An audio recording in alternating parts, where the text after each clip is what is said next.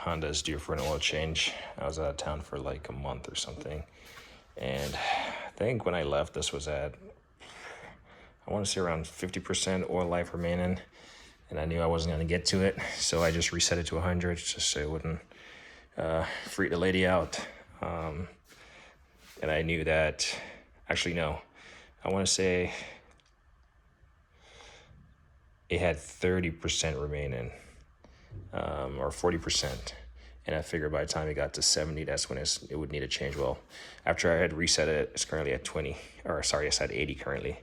So yeah, it was about 40% remaining when I left. And I reset it to 100% as if I had done an oil change. So the lady wouldn't be freaked out driving this car, calling me, acting crazy, talking crazy. So I normally reset it. Obviously, don't do that on someone else's car if you're working on it and if you don't intend to change it. But yeah, now it's at 80%. So it's definitely coming up due for an oil change. The light would have gone off at 20%, I believe, life remaining. So yeah, this lift, I like it. It gets me off the ground. Like I'm literally sitting on my old Craftsman here, not pulling out any fancy seats or anything, and I'm draining the oil. I'm just draining the oil. Yeah, light is limited on there, but I got this Milwaukee. It's at a drip right now. There.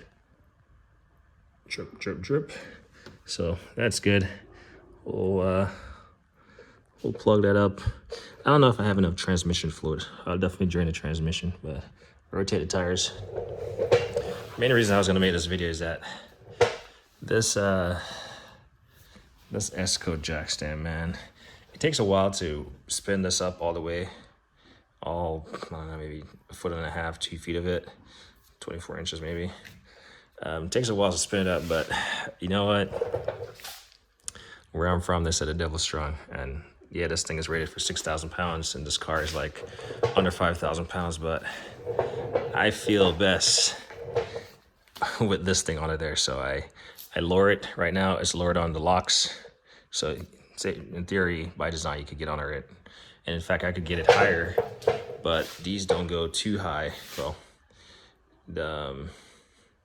they're limited on this side because they go too high. And that side, they would fit. You know, the max height of them would still allow it to fit. So I just lower it to the nearest lock that makes me get me to the point where I can adjust these and make contact with the base of these platform, and I just spin it all the way up, hand tighten it. I don't even have the little handles on it, so I hand tighten it, and yeah, I feel safest having for these 20-ton capacity jack stands under here. That means I can just roll up under there. I mean, I could take a nap up under there. So just doing that. One of my biggest pet peeves, when I used to take my car to the shop to get its services, I would look out there and trim pieces would be missing because, well, they break on everyone and anyone. But this is a cheap kit. This might be like an Amazon or Harbor Freight kit. You know, just like people have wires and all these different fit-ins and crimp and stuff. I think it's a good due diligent. Replace these. And I'm pretty sure real mechanics have, you know, like they said, the junk drawers full of stuff like that. But if I come across it broken on any other vehicles that I have, I will always come back in here and replace it. This is kind of like a little supply drawer. Oh, here we go. This is pretty cool. This is that plastic body clip rivet remover. It's like a mini pry bar that you can see it. That curves. It's just a 3-piece set made by SK. Clearly, it's overkill to have them in this little case. So now they're scattered around, but I do have them. I want to say they have a larger SK set, but I'm not certain. So that lives right there. Talking shop for the new 2024 garage. I mean, like you see, I got my garage decluttered for the most part. All the big stuff, all the engine cranes, all the engine stand that was right here. What else did I have? I don't remember. What do you call it? Hydraulic press that was over there. All the large stuff is pretty much gone with the exception of my toolbox.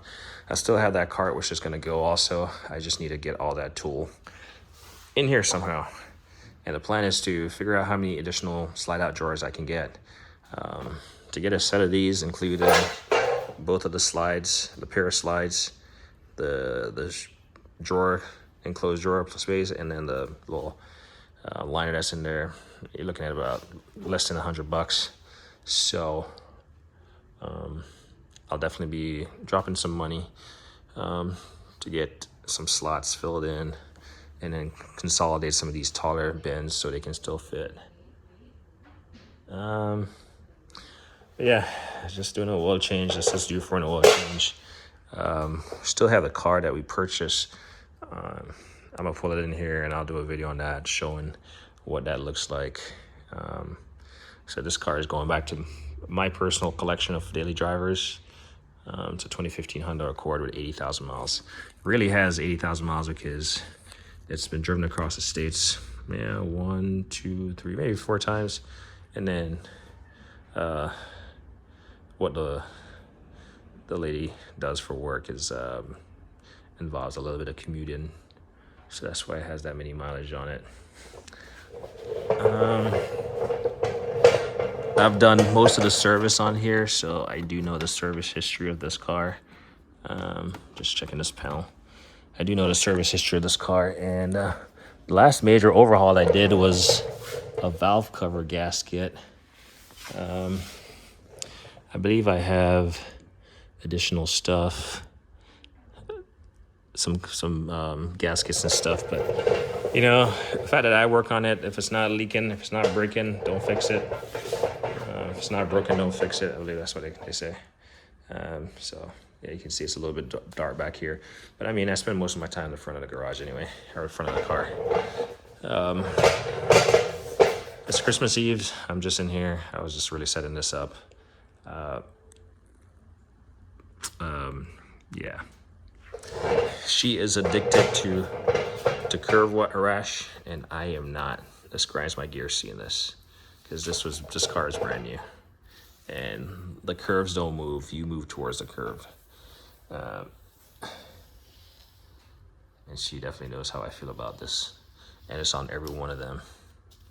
It's kind of drives me crazy when I see stuff like that. So I'll end up rotating the wheels.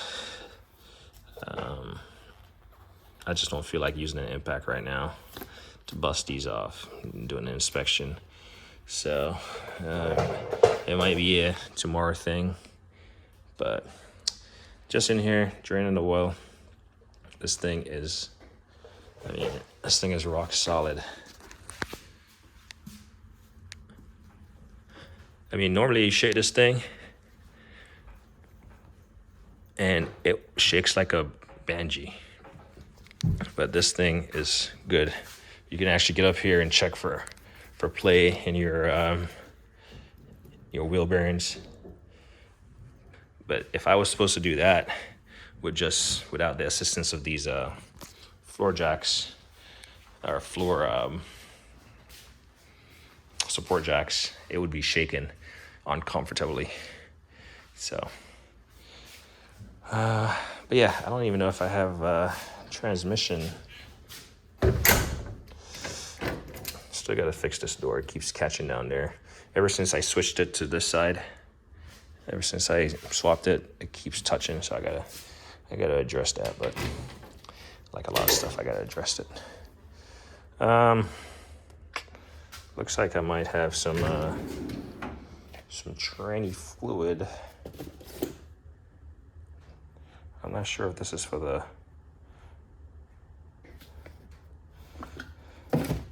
This is for the Acura.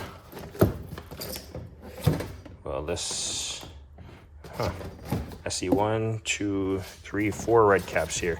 I wonder how much it takes. Because it's probably time for It's Toyota. It's time for a transmission fluid exchange.